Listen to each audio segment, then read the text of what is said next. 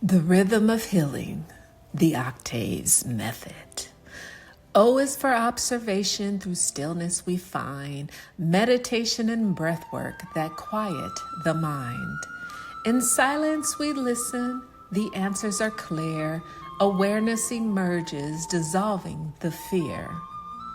C is for compassion, for self and for all, embracing the good, the struggles, the fall. With kindness we grow, we nurture, we mend, learning to love ourselves as we extend. T is for therapy, a path we explore. Daily we practice unlocking the door. From journaling to mindfulness, healing begins. Each step is a victory as peace settles in. A is for animals and laughter so bright, like children at a play, their joy taking flight. With playfulness and movement, we rediscover the way to heal through the fun that we often delay. V is for victuals, nourishing and pure, detoxifying the body and keeping us sure. We choose what we eat with intention and grace, fueling our journey at our own pace. E is for exercise, where movement is free. We stretch and we bend in sweet harmony. Flexibility grows with choices we make. In strength and in stillness, our bodies awake. S is for socialize, where self-growth begins. Others reflect our triggers and the places within. Through relationships, our true selves we find, growing and healing with each tie that binds. The octaves method, where all behavior makes sense. We just need to find the sense it presents. We just need to find the sense it presents. We just need to find the sense it presents.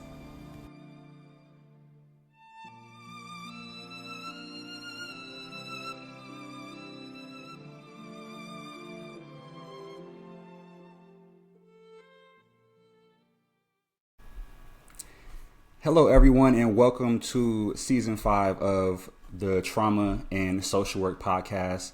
I am KJ Alexander here with my co-host, Tonya Octave, and today we have a lot of important information to dive into. But before we get started, I'm going to go ahead and let Tonya tell a little bit more about herself and what this podcast is about. Hi, everyone. My name is Tonya Octave, and we are going into Season 5 of Trauma and Social Work Podcasts, where we will be discussing and diving deep into my book called Heal the Mind, 7 Strategies Towards Mental Wellness, Happiness, and Success, Exploring Trauma, Mental Wellness, and Ways to Live a More Balanced Life. And before we begin, just a simple reminder that this podcast is for informational purposes only. It is not intended for medical, psychological, mental health, or legal advice. Although I'm a licensed professional, this is not a formal type of treatment. We may talk about things like hypnosis and meditation and things that we would do in a therapeutic, from a therapeutic perspective, but it's not a form of treatment. For individual questions about your wellness, your happiness, and your success, please seek out a professional. And if you are experiencing a mental health crisis, do call 911 or go to your nearest emergency room. Great, awesome. That was amazing. So with that being said, I want to make sure I tell the audience, if you haven't already, follow this page on Spotify, YouTube, and any other platforms we post episodes on. Make sure you subscribe to the channel so you don't miss any upcoming episodes in the future. And with that being said, let's go ahead and get started. Hello, everyone, and welcome back to the podcast. This is the Trauma and Social Work Podcast, episode 16. My name is KJ Alexander, joined once again with my co-host, Tonya Octave. And we are here continuing our deep dive discussion into the Heal Thy Mind book. So picking up where we left off last episode, I want to continue to read from the book. And here is a section from chapter 2 regarding improving personal health. So, after addressing physical and environmental needs, I encourage clients to look at ways to strengthen their health, including boosting cognitive functioning, improving communication and social interaction, and investing in themselves. For example, if you read, write, or do math, you stimulate brain functioning. Likewise, if you learn a skill, you enhance creativity and problem solving abilities. It is essential to practice active listening and develop compassion to improve social interaction skills. Active listening means paying attention to what the other person is saying and the deeper meaning of the interaction. You must be intentional in building active listening skills. Limiting distractions while conversing, such as turning off your phone or TV, and reflecting on what you have learned, is helpful. In addition, if you ask clarifying questions, you can better understand the other person's point of view. So, I want to just pause right there for a second and kind of ask you, based on what I just read, I want to ask you if you can kind of give some practical advice for people reading this and kind of give them advice on how they can be a better active listener and limiting distractions because I'm assuming it's hard for some people, especially if you don't have anyone to hold you accountable. And in the day and age we live in today, people are constantly on their phones, scrolling on social media, whatever the case. And it may be hard to kind of limit distractions for a lot of people in today's society. So I wonder if you can kind of give your own personal advice. How would someone go about holding themselves accountable and limiting distractions in order to improve their own personal health? So when I think about limiting distractions, what comes up is this idea, like you mentioned, with the cell phone. And if you're engaged in a conversation, how can you hold yourself accountable by putting that phone down? And so that may mean different things for different people. Um, for example, if you're in a relationship and your partner wants to have a conversation with you, I always believe in kind of scheduling those conversations so that both people can be a little bit prepared, especially if it's known to be a topic that might be more intense or activate more emotions. Sometimes simply saying, I'd like to have a conversation with you. Can we do that without phones? It should only be a few minutes. Like asking permission so that we're present in the moment at the time.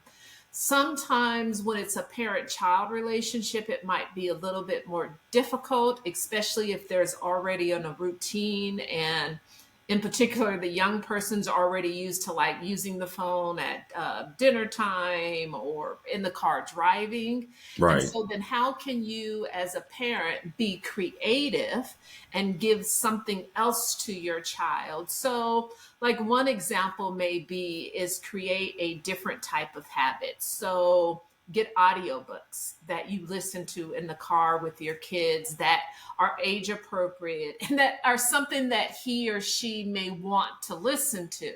So maybe it's like a Star Wars series. And so that is the time in the car that all other electronic devices are off and that you are both engaged in this story as you commute to wherever you're going from point A to point B. And then maybe like turn it off or pause it during that and having conversations like, tell me what you think about that character. What do you think is next? If you could envision being a character in the Star Wars, what would be that topic? To really kind of support it supports the idea of attachment and developing a secure attachment. And the idea is that how can you have meaningful relationships? So not necessarily about the quantity, spending lots of time with people doing things that aren't as engaging, although that still can be relatively helpful, but thinking about quality time. So although you may be with your child, what are some quality things? Although you might be with your partner in the relationship, what are some quality things that you can do in the relationship with someone. So, what would be in terms of ways to be an active listener? Removing distractions that could occur, being present, making eye contact, looking at body language, being attuned, asking reflective questions, being curious about what the person is saying. And then I will say, showing appreciation. And when I was reflecting on this today in terms of how I show up in the world, um, as a bi-ethnic female, Right. based on all kinds of social things that may be and categories that I put myself in and that other people put myself in, I thought about I am living the best life. I have an amazing opportunity where every week I get to have a conversation with my adult son on video, recording, but talking about things that are meaningful, definitely meaningful for me, and how I appreciate every week, KJ, you show up and you participate. And I'm sure there are times where you're like, oh, it's cold. I don't want to get out of the bed. I'm tired. I don't want to wake up. And you still do it. And how beautiful it is for a mother and a son to have that type of meaningful relationship. Sometimes I see those dynamics, but usually it's with older. Usually the child is probably in their 50s and the parent is probably like in their 70s. And I see more of that consistent contact. But to have that type of a relationship with someone so young, and including myself, that part is beautiful, and just appreciating the dynamics of the relationship that you allow yourself to share with me, and the little bit of time that we share with the world during our recordings. Like, to me, that's about health. That's about improving one's health. How can we make the relationships with the people we say we love, how can we bring meaning into that? Even if at first there may be a little resistance, even at first they're like, no, I don't want to do it. It's going to be boring. I don't want to go to this place. It's not fun. How can you entice that person, that personality, to want to show up in meaningful ways as well? Um, have there been techniques and tools that you've learned and gained along the way that you have found are helpful, that makes you more of an active, more of a present listener, in just your everyday life and in your interactions with other people? Are there tools that you already have that you're able to share? Yeah, absolutely. I think that active listening is something that people have to learn how to do themselves over the course of a lifetime, and improve as they go on. But and you don't necessarily have to be someone who's a bad listener. You could be just an average person. Maybe you just want to improve on the conversations with people you care about. Maybe you already have conversations, but you really want to get more personal and connected. So these are just good guidelines, I feel, for people to kind of take as they need it, even though, like, you don't have to be in bad health to want to improve your personal health. So you could be somebody who's already generally healthy and just seeking to kind of improve and just stay on top of things, which is what I recommend highly. So there's the Um, desire. You're talking about if you yeah, have that desire, if you have that motivation. Okay, yeah, this is a technique that I've used with parents, and this comes a little bit from the theory of hypnosis and the theory of play. So play therapy, and then like some hypnosis way in terms of framing how we understand the subconscious mind, is most of our language is communicated non-verbally, but when we talk, we're using verbal language. So one tool that I have encouraged and kind of taught along the path is learning to engage in conversations without verbal expression. And so What I give as an example of is listen to what is going on, but close your ears and try not to get kind of caught up in the sounds, because sounds can be distracting. Think about it. When you're in an argument with someone and it's heated, if you just kind of watch what's going on, their body is going to do this whole dramatic thing, picking up stuff, their facial expressions, Yeah. throwing things. They're gonna tell the story, probably even a little bit more of the truer parts of the story of what's going on. And so you can't necessarily, this isn't a technique about zoning out. This is a technique about tuning into in a different way. And another thing that might be helpful in terms of developing listening skills is learning how to listen. So Mm. listen without the anxiety that shows up with the immediate response. And Yeah. so I think sometimes in a conversation, we go back and forth, like you speak, I speak, you speak. I don't want to overtalk, you speak, and you don't want to over, and it goes back and forth. But what Yeah. about moments of silence? Those are just as healing.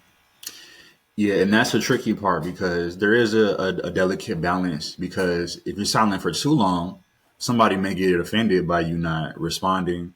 So you have to What kind of find, things would you hear? well, if someone's talking to you, they may feel like if you don't respond to them within a timely fashion and whatever that may be, they may feel like they have grounds to be offended, which I get it, but at the same time, we can't expect people to respond almost instantaneously. Like I believe there should be some grace period, but we can't control how people feel, when they feel triggered. So, Mhm. but yeah, like I I said, the, have a the great delicate example. balance. Go ahead. I have a great example because I've been accused of this. And so I've talked about Mm, this in prior podcasts, how people are really mirrors for our ego and whether or not our ego wants to accept things. And I always say, well, my ego should accept everything because I don't need my ego, but I have to do the work to get there. So I have to practice and practice and practice so that what I'm saying is consistent in how I show up in my behavior. And so I've been accused of, why are you not listening to me? You're not saying anything. And what I respond in that situation is, I get that it may feel to you that I don't have a response. And for me, silence is a point of reflection. And I would like to take a few more moments to reflect so that I can gather my thoughts. Would that be okay with you? So I will affirm what the person is saying, because that will soften a little bit for their ego to be like, okay, I think so. I still may be skeptical, but I think I'm going to listen to what she's going to say. So I'm going to affirm it. And then I'm going to kind of say, like, silence is okay. Like, I'm going to say, I'm going to take responsibility. I kind of struggle. I want to listen to you without having to come up with a response. I want to hear what you have to say. And then I'm going to ask permission. It takes me time to gather my thoughts. I'm not a fast thinker, and I don't want to operate in the world where I am, because sometimes when I've done that in the past, things have come out of my mm, mouth that I have regretted. And I don't want to show up like that with you in this relationship. So I'd like to slow down. And then I ask permission. Is that okay? And I've yeah. learned usually taking those steps, those 4 steps, has been what somewhat helpful, which means that I have to be intentional. So when I'm in a conversation and as it starts to get a little bit more heated and a little bit more heated, I have to say, breathe, slow down, listen, wait, pause, ask for permission, and then think about in an intentional way what meaning is coming from that conversation. So I know that this area of silence can be uncomfortable, but boy, silence is such a powerful tool, and we really could use it a lot more. Any thoughts about that? Yeah, absolutely. I think that, it's definitely easier, shall we say, for women to want to express themselves and communicate, but it could be hard at times for men because, sometimes men aren't as talkative. We are more reserved. and more stoic in our personalities. But I would encourage, any male listener out there to really try to push yourself to be more communicative. And, when you're dealing with a person, especially in a relationship, you want to over communicate to the point to where, you would rather over communicate than under communicate. So when I say that, I mean, you would rather give a person more information than they need than less information, because that way they have less of a reason to get mad or upset or angry with you. But if you just explain to them, how you are, why you are the way you are, and that you need a moment or two of silence before responding, or that you may not necessarily be that much of a talker. I think just having that communication and that active listening skill will be important between a person to have. So yeah, that was my thoughts on that. I love that. And you mentioned something, I'll probably just reframe it a little bit, versus like how women communicate versus how men communicate. I think there are some feminine energies in how certain people communicate, and more masculine energies in how um, other people show up. And I remove that because I want to remove gender a little bit, Yeah, sure. because I think there's a little bit more freedom if someone feels like they are showing up in the world in a more masculine way. That's also going to be an expression of how they communicate. That's the important about and the beautiful part about being in relationships with other people, is to one, know how you communicate.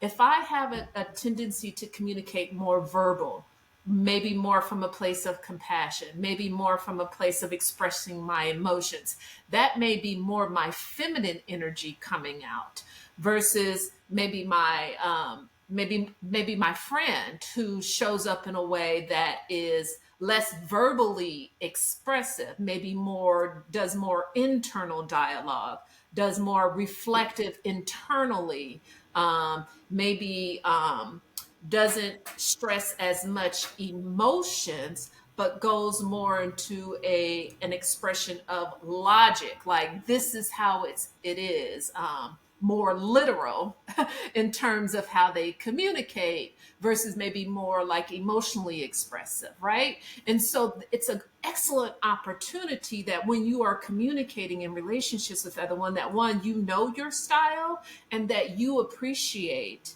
and show, you appreciate and learn how beautiful the other style could be. And then find that you can develop both. I can show up with feminine ways of communicating, and I can show up with masculine ways of communicating. I know what my default setting is, and I know sometimes when I may have to be what I would call more paternal. Well, may I have to show up with a more of a masculine voice if I'm in a given situation, and it's mastering the art of both. And so when you're in a relationship, if I'm showing up in like, I'm crying, I'm tearful, maybe a little hysterical, maybe a little emotional in terms of how people describe it, to be aware of that, but not to judge that this is how everyone should communicate, that there's some beautiful parts about the maternal and masculine way communication is offered too. One, it offers stillness, it offers silence. So this is also a skill I need to develop in terms of being a great communicator, learning how I can negotiate these skills and use them when they are needed, for me to thrive in life. Mm. Yeah, I think that was very, very well said. And I think a lot of our audience will be able to gravitate to what you just said. And I don't want to put, genders on it, but I'm just speaking in general when I speak on, men being sometimes less talkative and communicative. I think men can But relate to that though. yeah, absolutely. But Mhm. there's always room for improvement and growth in those areas. And I think that's what we're talking about and why I wrote the book, because this is all about like how, if I'm a person who says I'm tired of suffering, how do I live a different type of life of positivity? How do I get away from all these negative thoughts that have been told to me since childhood? How do I not absorb that into my body so my body is manifesting and disease is showing up? Well, it's moving to this other frame. It's reframing the way that the old version of you showing up and learning to frame it. Someone told me it's kind of like faking the funk until you get there. So when people come to me for Mm. consultations and they're like, I want to be vegan and eat better. And I said, well, just start telling everybody you're vegan. And they were like, well, I don't want to be a hypocrite. Fake it until you funk it. Fake it until you make it, or something like Yeah. that, however it goes. On Right. Yeah. TikTok and stuff like that. So I just laugh it off because I want to release a whole bunch of cortisone right now. Right.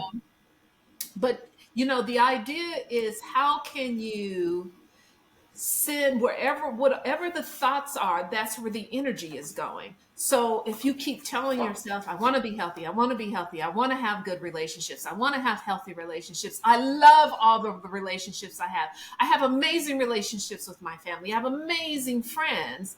Even if you don't believe it initially, that's not what it's about.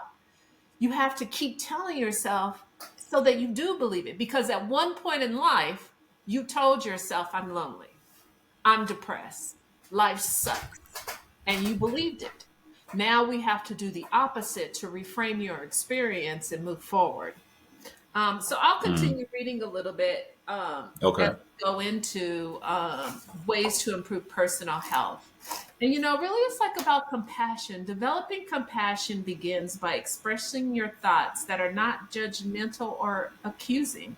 Releasing control, you can be honest, compassionate, and loving without making assumptions. You can provide space to acknowledge the behavior. Avoid accusing or belittling language. Oh, this is so vital, because often the words we choose can be hurtful. So we have to be very intentional not to be, and selective of the words that are coming out of our mouth. And this is the part that we should really take from our male, masculine, paternal energy, is that intent. It is not a race to speak. It's a race to be intentional and slow down and meaningful with the words that we're using. Mm. Um, and a part of that is, it is vital to practice trust in relationships. I tell people to slow down and quiet the mind and the body. Silence gives you so much. It is a blessing. I'm going to say that again. Silence is a blessing.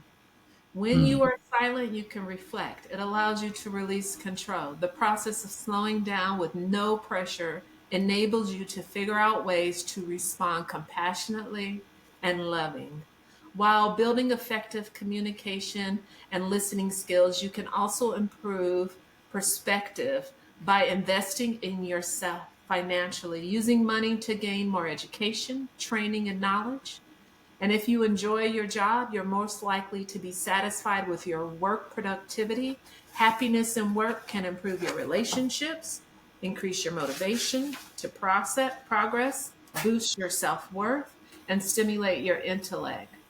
And then I go into some of the challenges I had early in my career when I worked. And here I state, I used to work for Child Protective Services, which I would say was one of the biggest child protective services in the state, actually in the nation. The two largest are the one LA County and in New York. Mm. And boy, I say it was horrible. I saw so much Mm. pain in the foster care system. And what I did notice is, if you were poor, you were treated differently. I experienced both direct and indirect acts of racism, as well as institutional bias. I worked there for well over 10 years in different departments, fighting social injustice and developing programs to address human trafficking, battling racial disproportionality. And even with a master's degree and all my experience, I applied for several high level management jobs in the system and didn't get promoted as I should have.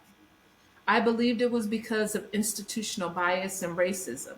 This happened a few times during my career.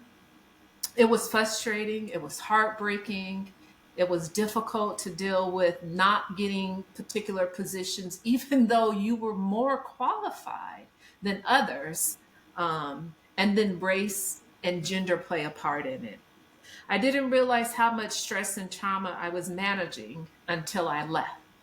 So it was war. Mm, It was like I went to Vietnam War, and then when I stopped and came back, that's when symptoms developed, very similar to PTSD. And so I want our audience to be aware of that. When you are in a job and there's a lot of stress going on, or in an environment where there's a lot of stress, you survive.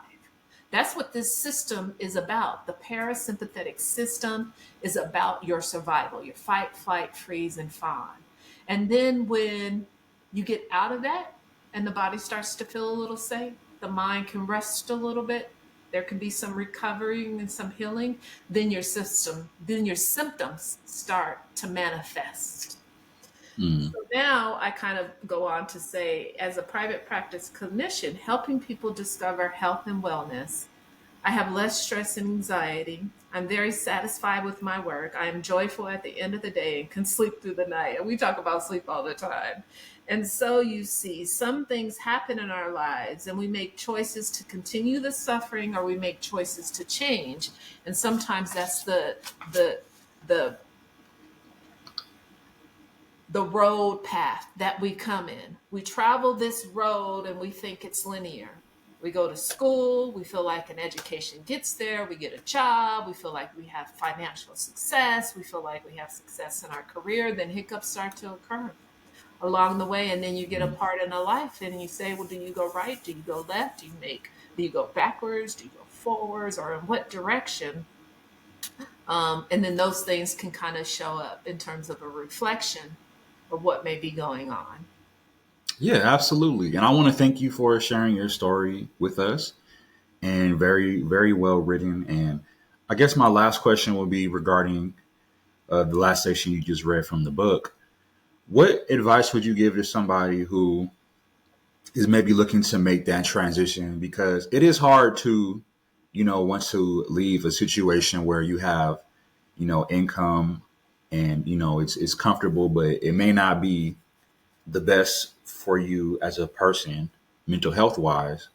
So, what would you say to someone who's looking to make that transition into maybe a different career or a different situation, but they're afraid of leaving what they're comfortable with and what they're used to, even though it may be detrimental and traumatizing to them? My first thought is invest in yourself and find a clinician and someone who is well versed, maybe integrative and holistic, and knows about the mind, the body, and the spirit, and work with them.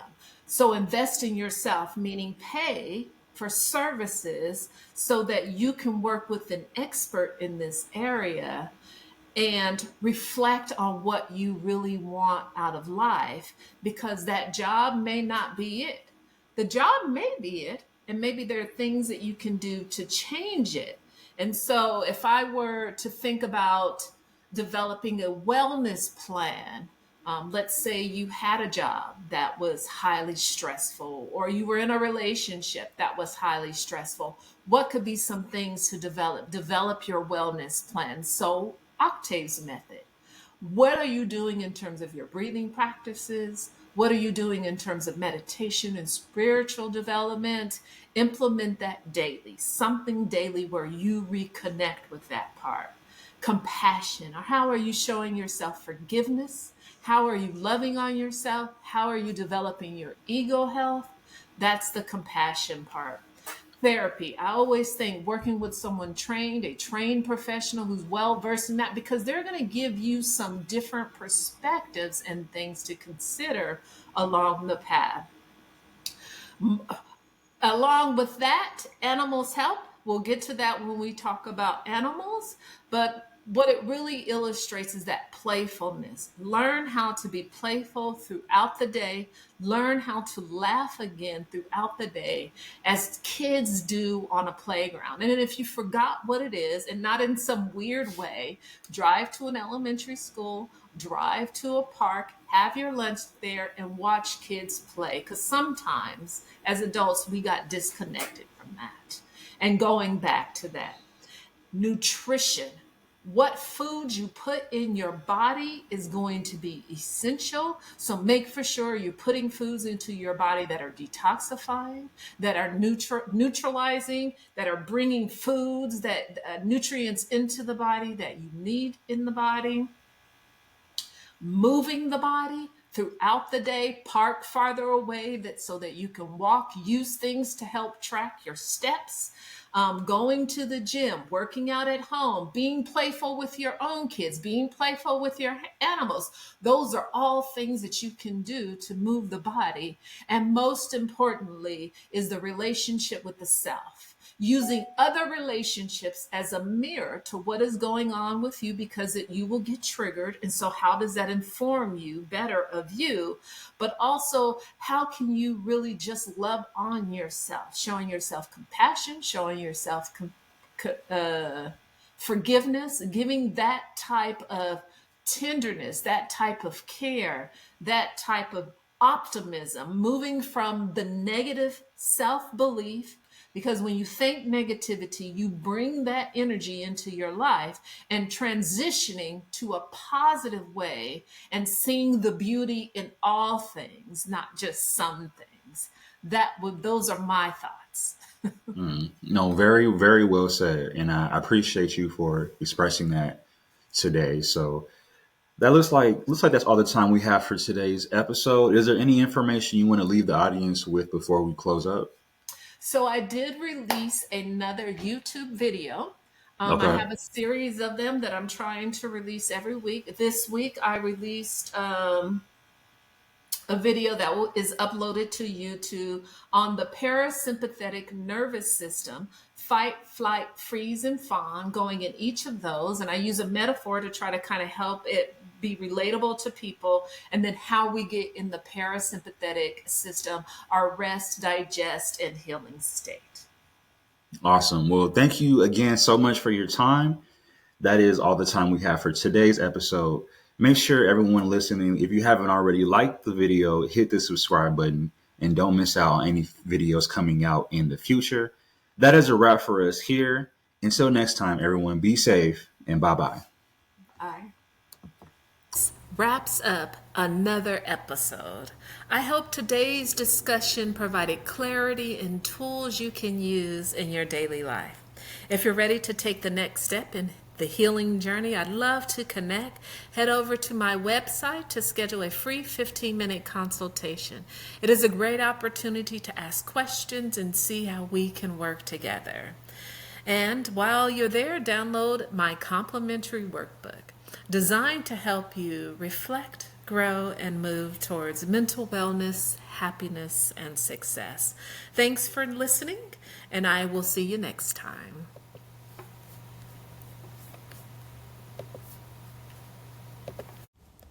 The rhythm of healing, the octaves method. O is for observation, through stillness we find meditation and breath work that quiet the mind. In silence we listen, the answers are clear, awareness emerges, dissolving the fear. C is for compassion, for self and for all, embracing the good, the struggles, the fall. With kindness we grow, we nurture, we mend, learning to love ourselves as we extend.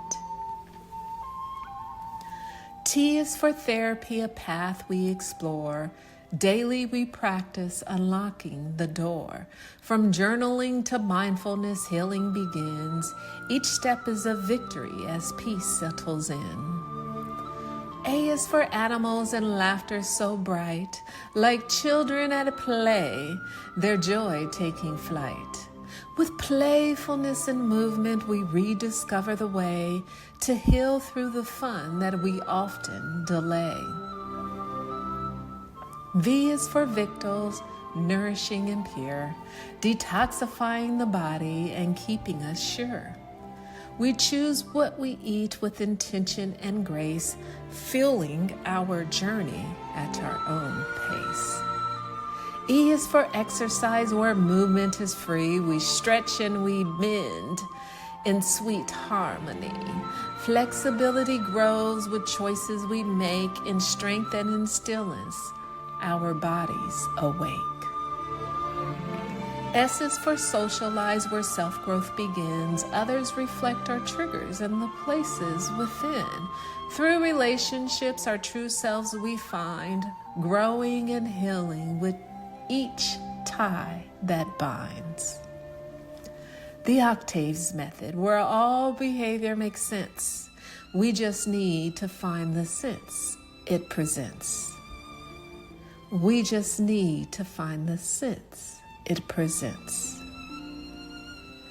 We just need to find the sense it presents.